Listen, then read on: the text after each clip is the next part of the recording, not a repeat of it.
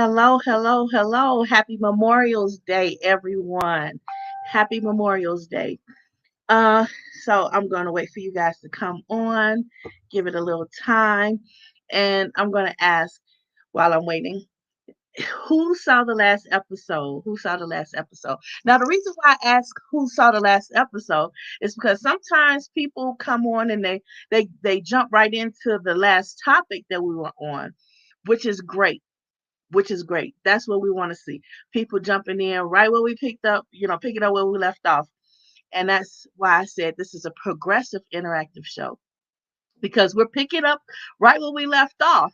Now, a lot of times, but sometimes we'll just, it slowly ease you into it, and that's good too because sometimes people they didn't catch the last show, they didn't catch the last one. So, as we celebrate Memorial's Day, what are you doing today? What are we doing for Memorial's Day, or did we celebrate on yesterday already? I don't know. Some people, I had something to eat something earlier, so I'm like, whew, I gotta eat something before I pass out. Okay, up in here. So anyway, um, some people they celebrate on the day before Memorial's Day. It is because why is that? Because everybody's not busy on Sunday. They like, oh no, we're gonna rest on Monday. We're resting on Monday. Whether we believe in Memorial's Day or not, we're gonna rest on Monday. That's our rest day. So we kick it on the weekend and kick it hard if it's a holiday coming up on Monday. Is that what it is? Is that how we doing it? Is that universal? That's what I'm asking. Cause how I do it, that's how I do it. Like the weekend, we're gonna get it all in. Cause on Monday is rest day. But now, Monday for me is I'm on here with you guys and making these um self-help mental awareness and mental health uh help sessions for you guys because we need it now. If ever was a time where we needed help, it's now. Okay? Holla if you hear me. We need the help now. So today we're gonna talk about mental health combination cocktail. I've been progressively saying things like um, we need to do what's best for us. And I showed you how to find what's good for you. There's videos that I put out there where there's diagrams in the video where it shows you how to recognize your hierarchy of needs. Maslow put out a hierarchy of human needs chart, and a lot of people don't understand what that chart is and how that chart is relevant to them so that they can help themselves because the very first thing you are your own help. You're your own advocate first and then other people. So what we need to do is review those videos so that we can see what I'm saying so we can continue to progress forward because that's the objective is to continue to progress so that we can get the help that we need, and even if we don't go out there to seek the help, we at least have a foundation on our own to help ourselves. For example, some people say they have various problems. For example, PTSD. They have some sort of agitation where it's a trigger for them and they automatically, regardless of anything that they can control, they're going to respond to this and it's going to be extreme. Okay, so that's what you could think of when you think of PTSD. Now, in the African American community, before they ever came out with the title of PTSD, a lot of people in the African American community already exhibited the symptoms of PTSD. But oftentimes, PTSD is associated with military members, people who have been in the military and they have come back to normalcy, normal life, civilian life, um, and now they have triggers, lots of triggers that can trigger them to have a sudden and extreme outburst of emotions and actions. Okay, that's what PTSD is. But a lot of times You'll see an African American man, and they'll be, oh, he's such an angry black man. Oh, he's an angry black man, or the angry black woman. But now, since the title of PTSD, we've come to call it PTSD. A lot of people have PTSD because they're encountering volatile situations. Okay, volatile situations that's putting them in defensive mode, and unless they have proper training to get them acclimated, reacclimated back to civilian life, where they do not have to respond with such vigor, such force, such a outburst of response, then they cannot adjust like you would normally have someone to adjust. Now, what do I mean by normally? When I've already stated that a lot of African Americans have had this situation. A lot of people, they deal with African Americans at a distance. And a lot of African Americans say they require people to talk to them from a distance. Why is that? I'm going to try to help you understand so that you can maybe use some of this to help yourself instead of using PTSD as an excuse for others to excuse your behavior. Because first is the self accountability. We know our triggers. And if we don't know, we already know that we have an issue. So even if you don't know that that trigger is coming, you know that you have an issue, and this is how you deal with it. A lot of African Americans keep people at a distance. They don't allow you within certain distance between them, because that's their safe space. That's their safe space. So a lot of people who have a situation where they're always on guard. They always have to protect themselves. They always have to keep watching their back, looking over their shoulders, don't know who's going to do what next. That causes PTSD. That's why in wartime we can see that a lot of the people that come back from wartime situations, they have PTSD because they're always on guard. And that's a serious problem because your body is not made to always be on guard. So when you condition your body in this manner to always be on guard, it's like automatic, automatic. So now you just know. And a lot of times when you constantly on guard, you can't sleep. And because you can't sleep, it's really ingraining itself.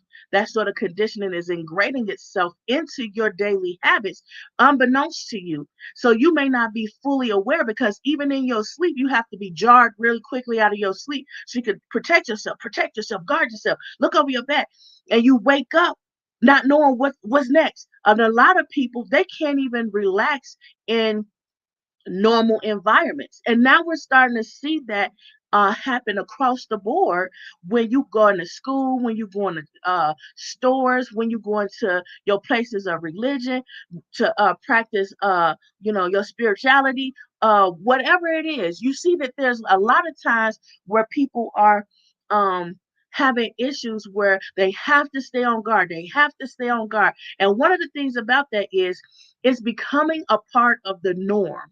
It's becoming a normalcy because more often than not, civilians are always on guard, like a lot of military people have to be. For example, we see, hey, Sean Anthony, thank you for coming. We see a lot of times where there's times where people are at the store, and you'll look and you'll see that they're looking over their shoulder, they're jumping. A lot of African Americans can't go to the store and feel comfortable being in the store because someone's always following them. So they're always on guard. They're always on guard.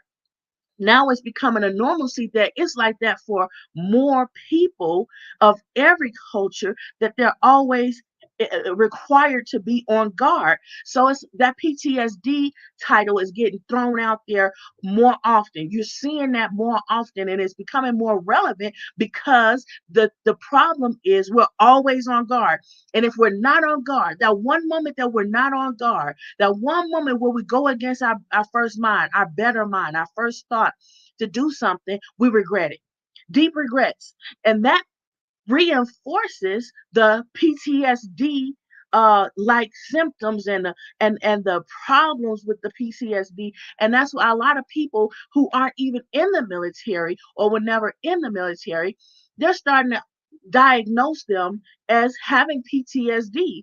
For example, a lot of school teachers and these people who are working in various places that's being I don't want to say they're having conflicts with gun violence. They're having conflicts with all kinds of screaming, yelling, knives, just wartime situations in peacetime um on the clock. It's peacetime on the clock, but in actuality, we're at war. And a lot of people are like, well, man, I had my guard down and I wasn't ready. So now they have made up in their mind, no matter what no one says, they're always going to be on guard because they understand by either having experienced it or having witnessed it, they're like, I'm not going to trust. I'm just going to be on guard. And those people who have experienced these problems, they're always like, you won't be able to calm me down. You will not be able to tell me anything different. I'm going to be on guard. And these are the triggers: loud noises of any sudden loud noises, especially are triggers. When you use fighting words of any sort, any kind of fighting words, and a lot of times those fighting words vary. If you're questioning someone, if you're appearing to challenge them in any matter. You could be the manager. You could be the manager and you appear to challenge them, or you don't believe them, or you don't trust, or you make them feel like they can't trust you. These are triggers that happen at such a subtle level that you might not even see it coming. You might not see it slip up on you. And you're trying to deal with someone who is exhibiting they have PTSD symptoms. Even if you don't know their whole medical history, their resume, whatever the matter is, you don't know. But you can what you could just assume that we're in a situation where it seems to be a civil war situation in America. We seem to be experiencing a civil war of some kind. I'm not saying that it is. I'm saying it seems to be. Why did I say that? Because in a time of peace where civilians should feel at peace, they are on guard everywhere. They're on guard and they're braced up, trying to deal with the sudden attack that they may be under, that they may find themselves under. And more now, we are seeing the PTSD is not something that we can't relate to. It's not something that's so foreign to us that we're like, oh, PTSD, what's that? It is a situation where you cannot relax. And if you do relax, you have a negative, extremely volatile, and extremely remorseful um, feeling about it because you were vulnerable. You were open, you were too vulnerable, and you trusted and you allowed yourself to be open and vulnerable. And a lot of times that's the main problem. We can't get a lot of these people who have PTSD, we can't get them the kind of help they need because they don't understand, when is it going to be okay for me to be vulnerable? When can I be vulnerable if I never am able to let my guard down without somebody doing something that makes me feel like I regret pulling my guard down even for a moment. I have a brick wall up because every time I let it down, somebody does something to hurt me. Somebody does something that makes me wish like I was more prepared for what happened so I can hurry up and respond. So I'm not so much of a victim as much as I am quickly responding to what happened. So how can we address this if we don't recognize when this is happening? Okay, first off, it comes at the level of the person who has the problem. If you know you have PTSD, if you know you have symptoms of it, don't say, oh, I hope call your friends and be like, oh, you need to make sure you have bail money for me. You need to make sure you got this because I'm about to be triggered. Somebody about to get hurt. You need to recognize it. You need to correct yourself first. And if you correct yourself first, then others will follow. PTSD is an affliction that almost every Black man, yes, daily. And why is it a daily problem for African Americans? Because it seems, I'm gonna say seems as if no matter what's going on, every culture out here is always looking at the African American. I don't care how pretty your eyes are. I don't care how light your skin is. If you have any African American in your system that is showing through your skin, you always under some sort of attack, no matter how little it is. I have friends from different countries like Turkey and things like that. Even they see that once somebody finds out, it's a problem. It's a problem for them because they're like, oh, you're different. Oh, you're different. Oh, hey, Shaquille. Hey, sis. I know, right? It's true. And it's like a lot of people, they try to turn a blind eye and deaf ear to it because it's not their problem. But what we have to understand is, it is your problem. It's your problem because you're going to the same stores we're in. You're going to the same theaters we're in. You're going to and you're going to be there. And we know you're going to be there. That's your problem. That's your problem right there. We know where you are just like you know where we are at all times. And we stay ready. Those of us who are aware, we stay ready. Now, whether we tell anybody or not is different. It's a lot of time African American people, they don't even tell everybody all the people that they know. And the reason why, please click this. Yes, please click the like and subscribe, Shaquille. Help a sister out, help the network out. I just started. This is mental health, and we need this kind of talk going back and forth. I give a shout out to my GP every day that I try to be on here every day doing this. Not every day, but Mondays.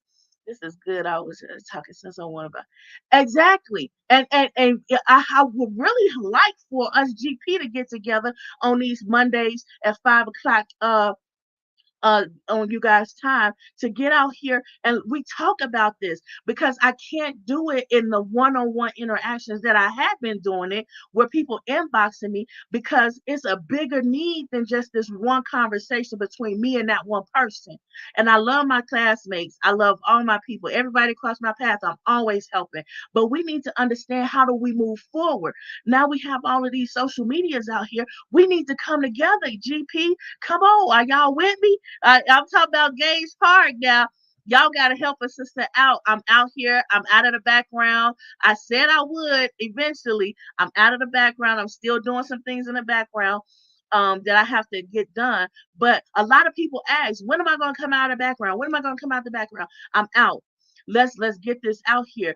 It's not just one person saying this. I'm just one person. But in business, one speaks for 10,000. Even in the Bible, even in many positive spiritualities, they know, they understand the value of one person. Some people say one person can't make a difference.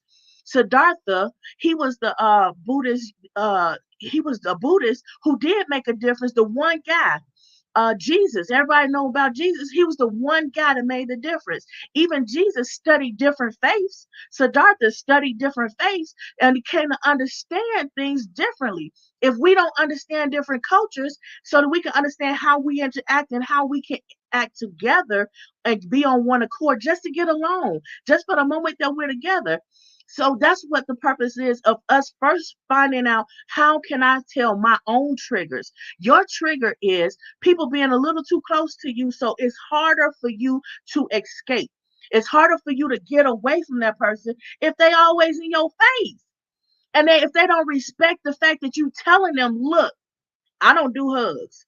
Look, you have to maintain a certain distance, arm's length, because if you too close to, then I'm gonna be braced up and you're gonna make a wrong move, you're gonna get knocked out. That's because a lot of African Americans are always on guard. They always have to protect themselves because it's gonna be a long time before somebody come in our neighborhood talking about, oh, we the police. And last week I did a show about schools, and I showed how there was a young lady in the background who had a sign back in the 50s when segregation was occurring, and the woman had a sign said KKK police are no help. It's not like you gaslight. We know when the gaslight on. We know, we just like, okay, it's whatever. I'm gonna do me. I'm gonna protect me. And a lot of people who have PTSD, that's their first mentality. I'm gonna do whatever it takes to take care of me, and I'm gonna let you know about it after the fact. What it my uncle says, don't lighten up, tighten up. Amen. We're we're waking up to the fact that we are in war zone. Hey, can you say it? Don't forget to take mental health time for yourself. Exactly, to talk to someone if you need, but stay ready. And that's the whole matter of the fact. I'm trying to get you to understand that all of these videos that I put out there telling you about self-soothing, telling you about how to do you and fix you and recognize you, you have to understand that. And please go back and watch those videos. Please like and subscribe and do this interaction, because this is what we are doing for our community. And it's not just African Americans, it is everyone that's in our community, because they're in our heart. And we don't just stick with African Americans. African Americans are very loving. They're very loving people. They are all inclusive type of people. And they're like, well, I got this person, that person. They're not in our culture, but they invited to the barbecue. They invited to the cookout, because y'all got to see this character. Y'all got to see this character. And we have multicultural people coming to these cookouts there, and everybody wants to be invited to our cookouts, these African American cookouts. And it's like, because that person showed themselves to be approved, to be able to come to our cookout, able to communicate with us and commune with us and party with us. And they'll say, oh, you could dance, I see you, you can come on to the cookout. So it's not like we're saying nobody can come to the cookout. Everybody except for African Americans can understand us. We're not saying that. What we're saying is we have a situation where a lot of people are not being sympathetic to, because they cannot empathize. There's a difference between sympathizing and empathizing. Sympathize means you can't relate because it's not your problem. Empathizing means you can relate because this is your problem. Everybody doesn't have to empathize with you in order to understand and help to fix the situation. And there's a lot of multicultural relationships where you have mixed couples, where you have a black person and a white person, and they've gotten together and got married, and now they have a mixed a family. And now you have to consider the problems that's going on, are now they're your problem, because you have a family member who is in this. If it's a quarter or a pinky toe, they're in this. And now you have to understand, what does that mean for you? What does that mean for you? And now those symptoms of PTSD starting to kick in for you, because you can't relax, because you don't know when the next time somebody's going to ring your phone and say, that was your blood. That was your flesh, the flesh of your flesh, the blood of your blood. That's your seed. That's your future. And it's been cut short. It's been cut short. What should we say? This is why boundaries are so important. But I struggle with making this a priority. I now realize this is all part of self healing, love, health. And a lot of times, sweetie, you have to give yourself permission. Go back and watch them videos. I'm giving this love out for free. I'm loving on our community for free. And it's because a lot of times we can't wait for us to afford it. We can't wait for us to put the proper priority on it. We can't wait for us to go find the right person that can help you or make you feel like you're getting help. I'm gonna put this out here for free if I ain't talking to nobody but this camera. Somebody's gonna click on it eventually and understand this combination cocktail is for you. This is not just about this one day, because I did a whole month of Women's Month. Well, we're trying to recognize and point it out. And this guided perspective that Erudition Network is putting out here is because we are educated and trained and expert in our area of what we're talking about. And if we're not, let me show you something. I have a lot of people that I have associated with, friends, and even close family. I'll get somebody on here, and we'll get on here, we'll do this interactive, and we'll get the help that you need, and we'll point out these people where you can find, oh, this is the help I needed. Oh, I like this person, I can get it from this person. A lot of times what I see is women, we are talking the same talk as a man, but the man can be heard faster than the woman can be heard. So I don't take offense to somebody saying, well, I can't really, I don't care. Whatever way you feel like you could get the help that you need, please just get the help. And if you feel like, well, that didn't quite answer my question, tell me. I'll get somebody on the show, and we'll get this working for you, because this is serious. And if we can't afford it, and the government won't make it free. We need to find a way to get it ourselves. We need to be helpers one to another for ourselves. We attempt to treat the whole person on the erudition network. And yes, we are at war. But let me ask you this. Did you notice that we were never not at war? African Americans, as loving as we have always come to be, as forgiving as we have always shown ourselves to be, we are always under attack. So that's what I mean by PTSD. You can never let your guard down, because every time you do, what happens? Something makes you regret that you did, because otherwise you would not have. And people try to normalize the fact that you should have your guard down. There's never in history ever been a time where an African American could have their guard down. And now that it's becoming more of a norm, because even in elementary schools, you can't put your guard down. Now it's more of a norm. Now people are starting to be able to understand, yeah, understand African Americans a little bit better now. Yeah, I understand this PTSD thing a little bit better now, even though that's not the direction we really wanted to go in as a economy.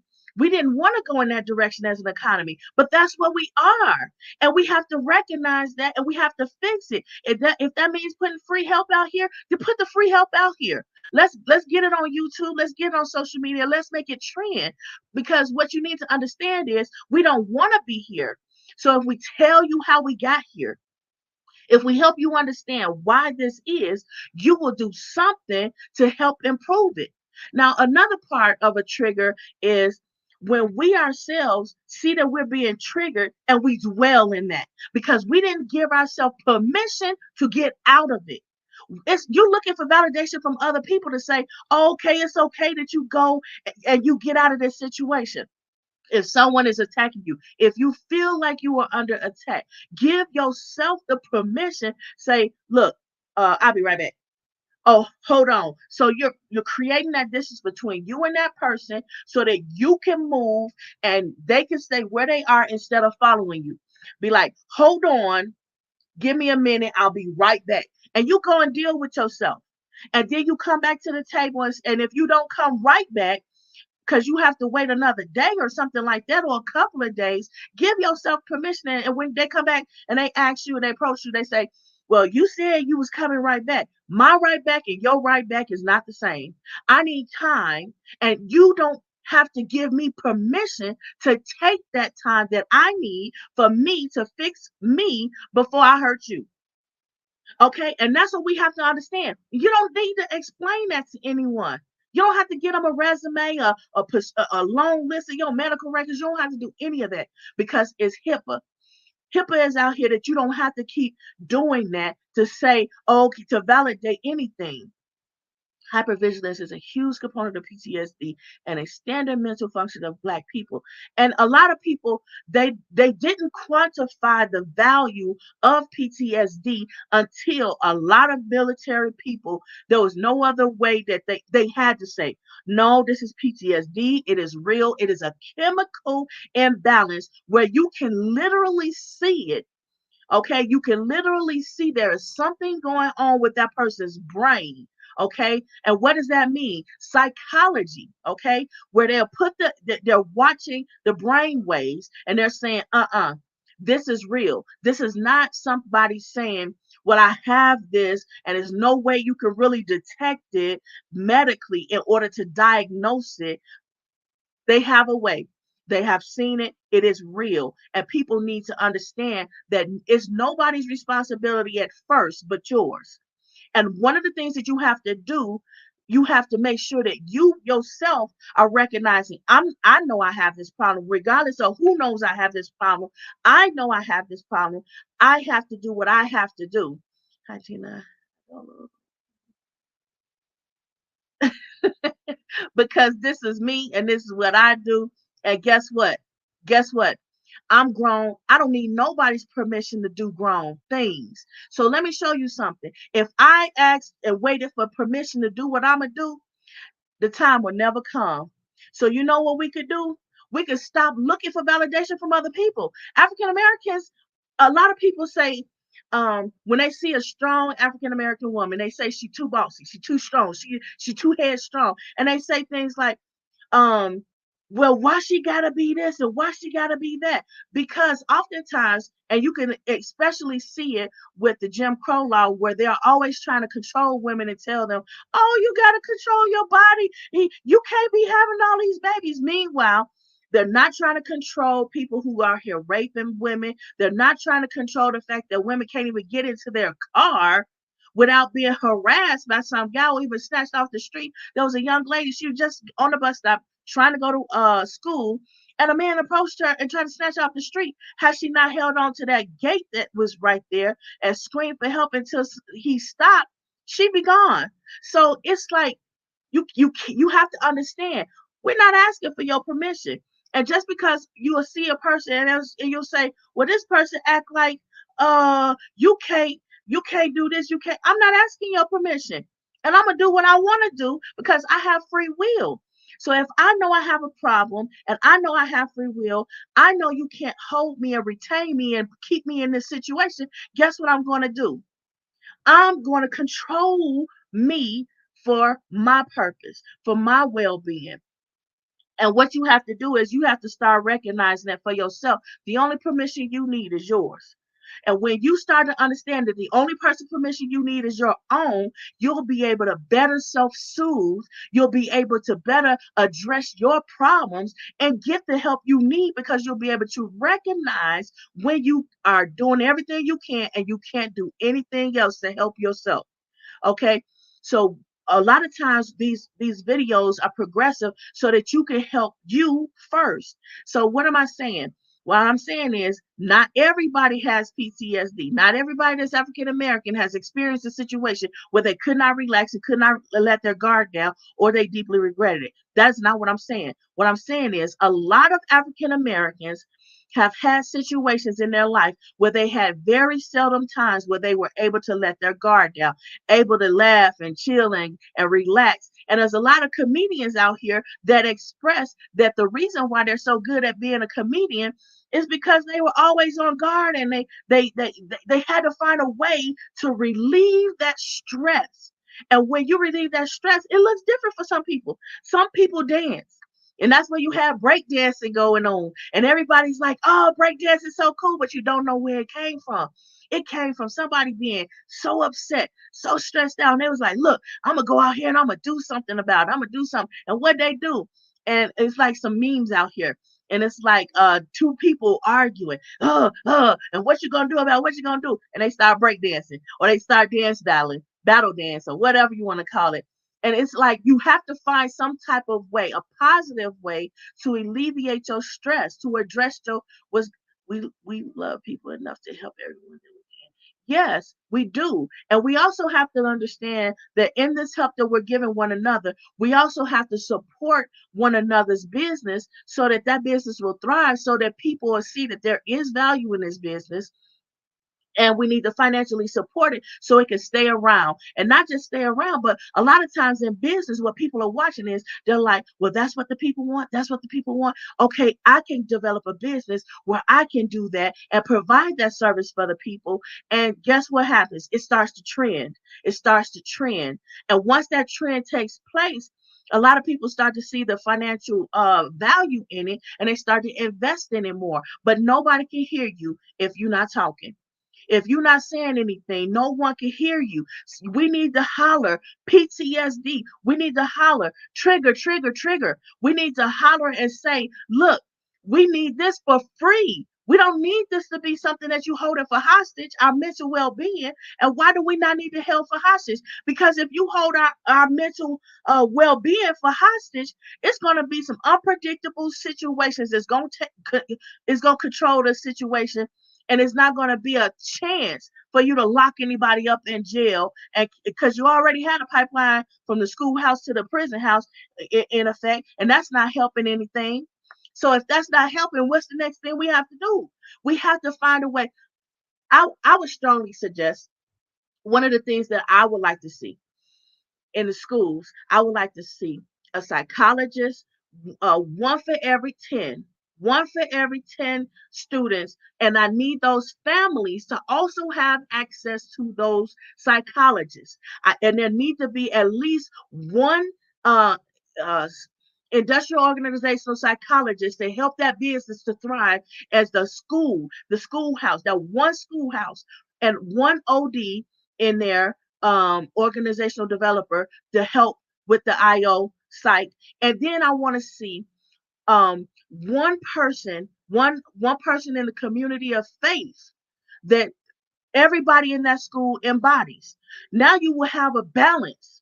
Okay, now you have these schools to be more relative because now you have the help inside the building where these people are. And now you can start addressing it so more people will start to understand that's a trigger. That's going to be a problem. And people will start to understand social interactions. People, when I decided to homeschool, people said, oh, well, your kids aren't going to get the social interactions that they need. When have you ever went to school and they encouraged you to socially interact? I never went to that school because in the classroom, you can't talk. In the lunchroom, you can't talk because you don't have time. You have however many minutes they give you to eat. And a lot of that is spent you trying to get your food because you're in line. And then there's no time. I have never encountered a time, even in gym, it's structured. Everything is structured, and in all that structure, they don't structure a time for you to interact because a lot of times they're not trained to take care of whatever interaction is going to transpire. They not ready. What you say? They ain't ready. And only way you're gonna get ready is you have to have that balance. You have to have these type of people in there who are trained to handle whatever comes up. They took God out of school. They took psychologists out of school. They took certified teachers out of school. They running out everybody that's experienced and supposed to be of the adequate help. The guided perspective has been removed, and then it's increased the PTSD. Well, now you're going to have teachers who have PTSD because when you're in a school, I can tell you by experience, and I don't like to be in this club, but when you go to a traditional school and you're like on guard, always looking over your shoulder, I had my kids with me, I was pregnant, and I had a baby in a stroller. And I had two kids that I was trying to get them to be into the traditional school system. And I'm not knocking public school, private school. I'm talking about school. So don't worry about which category it is. It's school. It's all school where it's supposed to be safe. And somebody yelled, lockdown, lockdown. There was a gun, and they don't tell you. You're the ones in there. They don't tell you anything but okay, it's over. And you freaking out. The whole time, even a moment is too long. And you have your kids there, you pregnant, it's so much going on, and we're all in this together. And because we sit there and say, oh, at this moment, it's not my problem. But years ago, when I was in high school, going to Gage Park, they would have these panels, and I was involved in the panel. And in that panel, I stated, we are not safe in school. They asked all of us, do you feel safe? Everybody said, no, we don't feel safe. Well, what can we do to make you feel safe? Look, it's going to be a long road to safety. And you can't ask kids who don't know. You have shootouts outside the school. You have shootouts in the schools. You have stabbings in school. You have fist fights in the school. You don't have the guided perspective in the school. You don't have God in the school. Now I was in gospel choir because a lot of people ask, you got to get in gospel choir. They told us don't even pray before you start. You took God out of school. And then what did you replace it with? Because how can you replace something that's working so sufficiently with something else? You can't. And for years we have known that.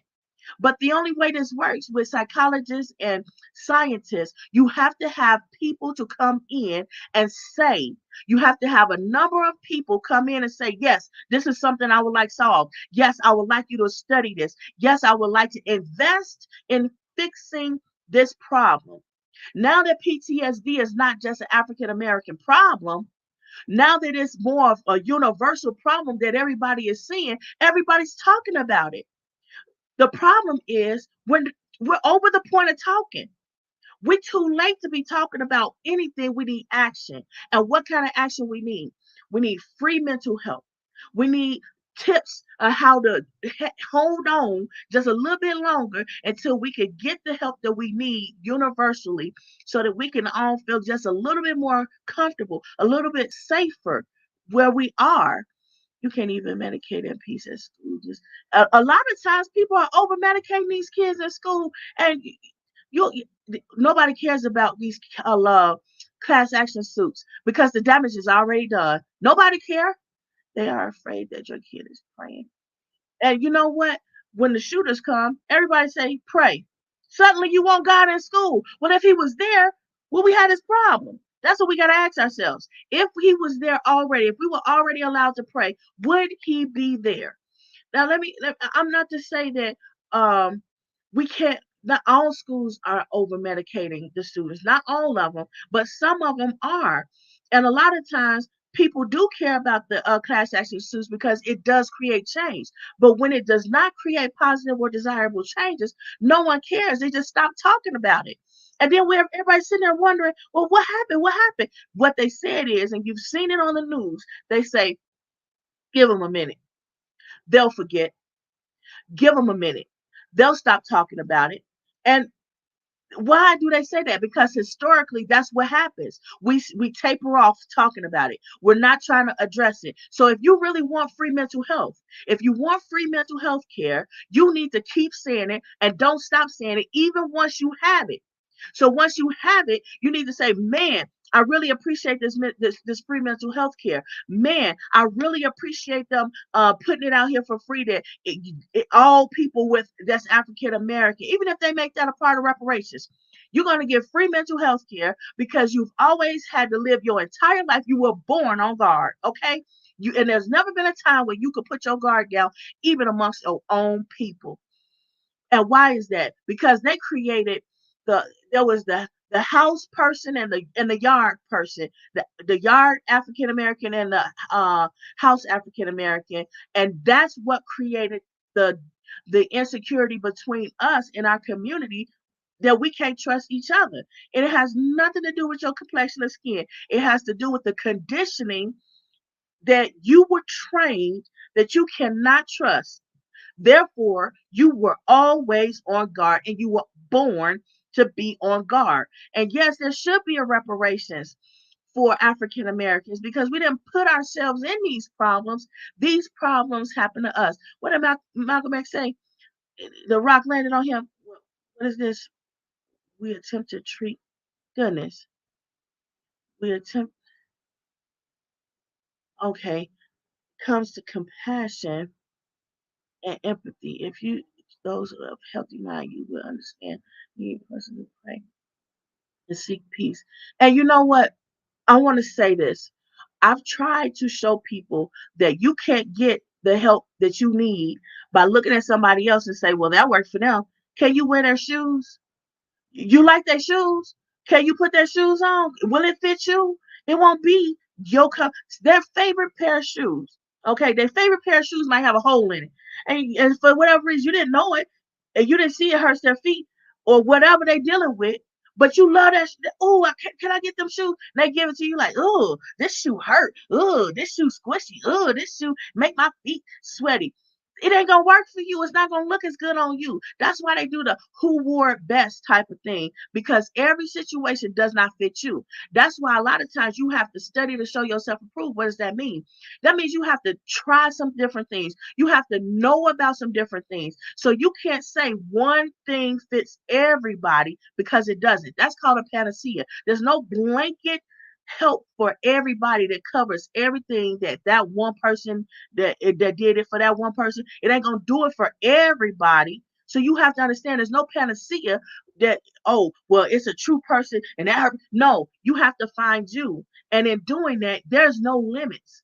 There's no orthodox manner that you could say that this is what you have to keep working on you. And as you evolve, you grow, you mature, you get better, and you have to improve what you're doing. What you could say, Katrina? They will find a way to make it less about African American people by attacking other races. Yeah. And they quick to turn the narrative. They real quick to turn the narrative. And let me tell you, when we watching what they're doing, we learn. We learn and we adjust. We make those adjustments. When they say, oh well, um, yeah, well, they won't address that. Yes, the problem began when we realized that it was a problem with African Americans because they didn't care. They didn't care because they're like, well, that community, we're not going to even talk about that community, push that under the rug. But then when they saw it spilling over into their community, when they saw that it started coming to be their problem, then they realized, oh, we got to fix this. Yeah, but if you would have just realized that Black Lives Matter and how that affects all lives, then you would understand why we say Black Lives Matter. Black Lives Matter because we are people. And if you neglect us and you're doing what you're doing to us to cause these problems, it's going to eventually spill over to being your problem. And why? Because victimhood has no target. You may be targeting someone, but it has no target.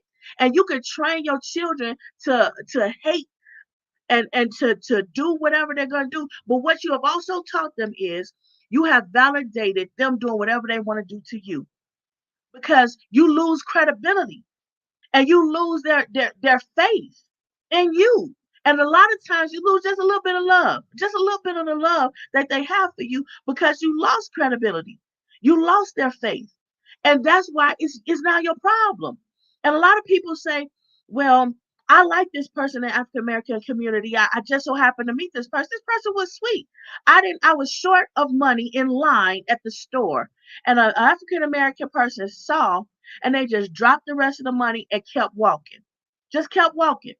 It was a white person who had a prejudice against black people, and that black person was there, saw that that person was short on their grocery bill, and instead of that person having to figure out, well, I think maybe you could take this off of the ticket. Well, no, well maybe you could take this off. That person, that African American person, saw that, dropped the money that was needed, keep the change, drop the money, say you keep the change, and kept walking. Kept walking. It is not about what the stereotypes that people are trying to engrave into us to keep us divided. Because when that happened, that person realized that all the teaching of hate, hating that community, what it did was it just disavowed that person because now you have no credibility because that black person didn't stay around to chit chat, didn't ask for nothing, didn't expect nothing. And now you lost credibility and then you'll try to say, well, that's just that one person. That's just that one person. But then you turn around and you see it happening in other places, places where you don't expect it. And then you can't validate, well, if it was just that one person, why is it like that with this person? Why is it like that with that person? When I turn on the TV and I see African Americans are funny, I see they're clever, they're witty, they're intelligent. Why is it that we have this stigma? Because you decided to say Black lives don't matter, all lives are what matter, but then you validate doing these wayward things to African Americans, and it's like, how can you say this? So what you just did was you just told that person you don't value any life. Come and hurt you first because you're the one that messed them up mentally. That's what you're not understanding. You're messing people up mentally, and they're gonna see you as a target when they lose your trust, when they lose trust in you, when they lose faith in you, they see you as a target. You are their problem. They want to get rid of it, and when they don't have the mental capacity to take care of that in a non-volatile manner, you have an issue on your hands that you might not be able to get yourself out of and come out the same way. You might come out with a couple of stitches if you don't come out of it with a casket. And we need to get ahead of that. And that's why we need to talk about free mental health care. We need to talk about PTSD and stop classifying it as, oh, only if you were in the military. Oh, only if you were in a school shooting. Oh, only, no. Because there are studies that show that when people experience, when they witness any sort of injustice occurring, it negatively impacts them as well. Now, you can't go around telling everybody you have PTSD because you know somebody that has PTSD. That's not how that works. I'm just saying, if you want to go around claiming that you have narcissism because you know somebody who has narcissistic traits, that don't mean that you have narcissism. That's not your problem. Just like PTSD is going to be your problem because it's not contagious like that. It is different for everybody. For example, okay, we'll put it this way. Two students are in the same classroom. Okay. The school shooter comes into the building. Okay. But they escape. But one of them two kids didn't come out mentally the right way. Mentally. And it's not something that you can see right away. But one of them two kids didn't come out mentally sound after that situation. And that's what we need to address. We can't see it.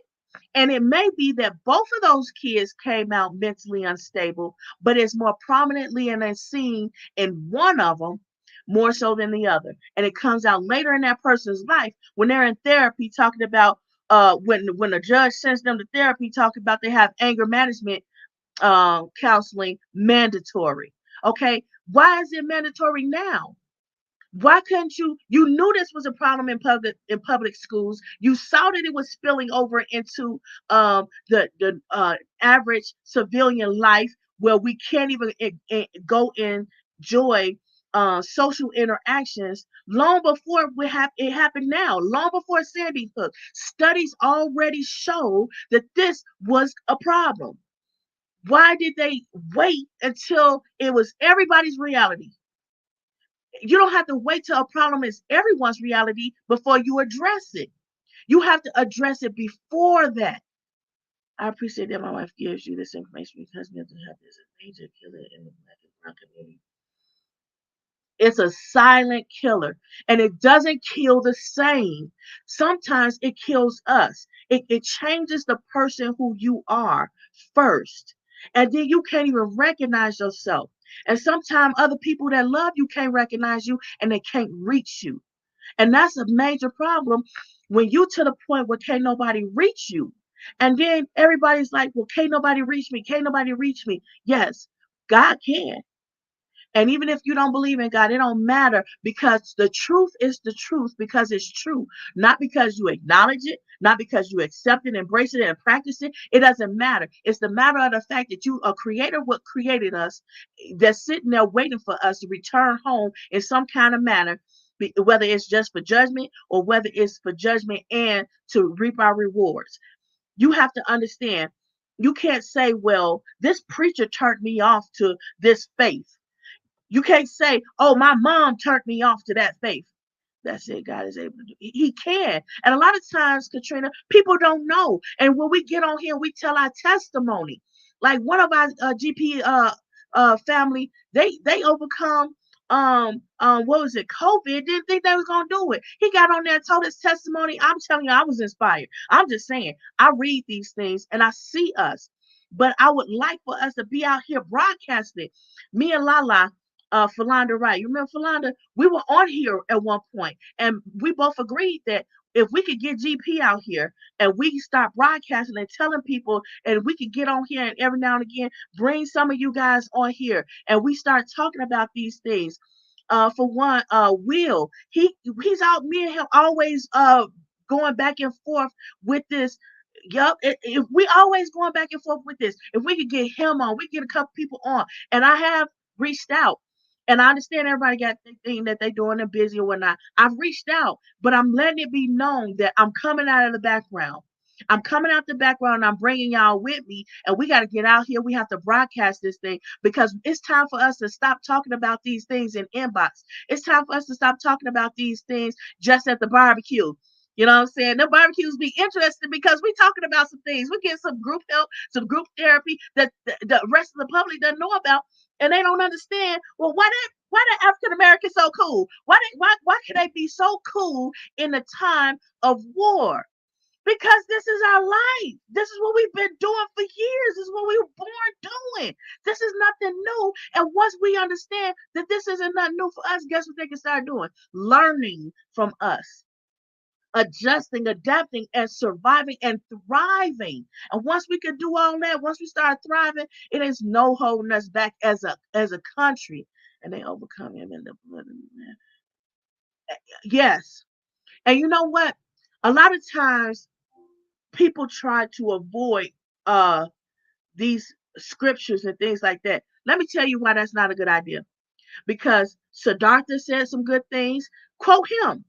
um if you don't like the Bible being quoted, I've seen Confucianism quotes, I've seen the Dalai Lama quotes, I've seen the Catholic priest quote some stuff. Quote them all. These are all things it's like you can't, the body has many parts, but it's still one body.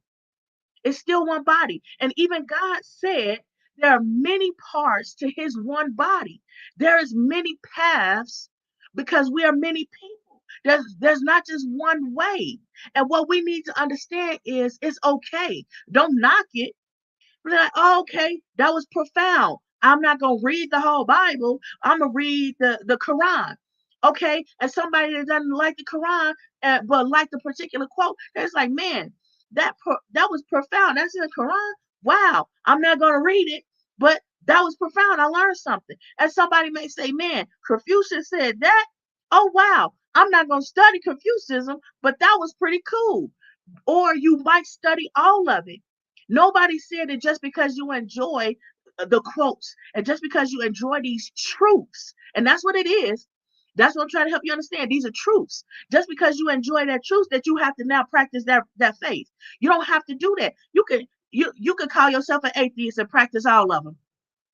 Call yourself an atheist and study all of them. It doesn't matter what you title. I, quite frankly, don't like titles. I don't like titles because it opens the door to confusion.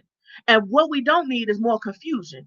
What we need to say is, yes, I'm well learned in this, and this is what I can speak well on. That's all we need to know. And a lot of times people have these degrees and everything, and they open their mouth, they sound idiotic. It's like, wait, what? They say they're an expert, and then they open their mouth, and they're like, wait, what? You can't speak on that. I don't care what your title say. I don't care what you can't hold no water in there. So don't say nothing in there. You just sit there and you learn just like I'm learning. And let's let somebody else who know how to talk come up in here and tell us all. And that's okay. There's nothing wrong with that. Because as long as we live and breathe, we learn it. As long as we live and breathe, we learn it. And it doesn't necessarily have to take place from us. For example, you could be learning from someone and you just learned that information. You're like, oh, I got it. And then you could go out there and say, well, I get it from this person. I get it from this. Nobody cares. Nobody cares. And then you go out there and help somebody else where you're like, oh, I got it. They got it because you got it. They got it because you got it. And you don't have to be an expert in it. You just have to learn. And once you get it, share it. Once you get it, share it. Why? Because at some point in time, it's going to come back on you where you're like, man, I'm happy I shared that because that fed me to feed someone else and to grow someone else. And now, unbeknownst to me, later in my path, that person came back and help me, help my child, help my mother. You don't know who your mama gonna run into. You don't know who your loved one's gonna run into. So being a help helps someone else. And guess what that does? That feeds and builds you. So now you can start to gradually learn to let your guard down just a little bit so you can breathe a little bit. Just breathe a little bit. And that's what we need. That's what we want. We want everybody to take a collective. Can we do that? Order to be a witness.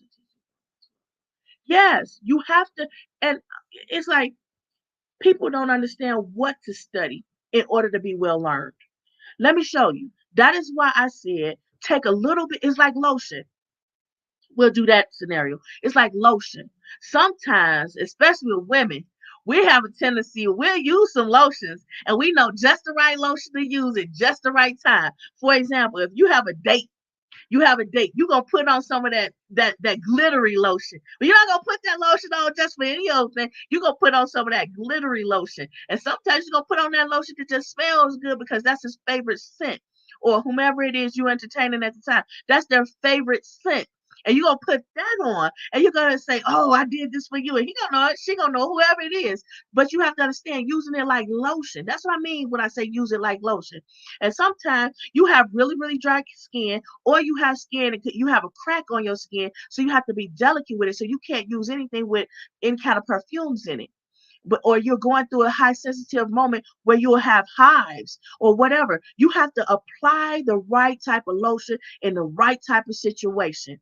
So if you take everything that you learn and you apply it like lotion, don't look at it as, oh, I'm not a Christian, but I'm reading the Bible. Oh, I'm not a Muslim, but I'm reading the Quran. Oh, I'm not an atheist. Do atheists have books? I'm just playing. I'm just I'm just playing because I love to laugh and I haven't been laughing as much on this particular episode. But I just want you to understand there's different ways for you to learn, and you don't have to learn in any orthodox type of manner. You can take a little bit from everywhere and apply it like lotion. Now that we understand some things differently, go back and watch those videos, like, subscribe, and share, and help me grow. And let's get together, GP. Let's, because it's a lot of us very professional on here, and we got different genres that we expertise in, and experts, and all of this greatness in. Let's get out of the shadows. Let's get out of the background. And I got more people. I got family. I have a lot of friends, and we're gonna get out of the background. But we can't do that unless you come with us, because that's the objective. Okay. So I appreciate everyone that came. That's my time. I come on Mondays. More like and subscribe on both YouTube. Yes, YouTube, and we're on TikTok. We have some stuff on TikTok. We have some stuff on and we have some stuff that's coming out where you could pay to get more in-depth understanding of different things that's coming out on virtual networks. So it's not just about meeting somebody face to face, which is great, but can I get back to your face? I have to be in so many places at one time, and this is the best method to do so. So we could be uh, over wherever we are, and I can reach you, and you can reach me, and you don't have to be in my inbox anymore. We could be right here interacting, and if you talking right, I'm gonna shoot you a link, and I'm gonna say get on here with me and talk to me on here face to face. Okay, so Katrina, sis, I appreciate you. Shaquit, I appreciate you. Y'all new coming to here, but keep on coming, because I'm telling you, we need these voices out here. And while I'm doing this for free, it's because I have the time and I have the ability. But when God say move to something different, don't keep looking around like she done disappeared again. don't don't start moving around like she disappeared again without notice. I have to go when I have to go. Okay. Yes. Watch the Memorial Day episode on YouTube from the Erudition Network. So we put some stuff out there. Y'all go watch it. Thank you, sis. And God bless you too. But look, it's better when we all out here together. So that's my objective. Because a lot of times, like I said, it's not just about me saying it. It's about the collective, because I can say it differently than you're gonna say it. And what you say matters, because that's what might help the person that I couldn't reach. No matter how I said it, no matter how I said it differently, you're gonna be able to reach the person I couldn't reach with the same information, the same concept that I stated before you stated it. Okay, just like with men, a man will say something, a woman will say something, a man said it, and that suddenly they get the understanding. So it's not about who said it; it's about the right information being out there, so people can get the information and benefit from it. Because when one person benefits, we all benefit. That's why I love to see people come up. I love to see people come up. I love to hear these testimonies. So I gotta go. That's my time. I'm 3 minutes over. But Mondays, uh, CST time, 5 o'clock. Look for the we put adverts out there. So look for that. Look for TikTok, and remember, be helpers one to another and be understanding. Okay, bye.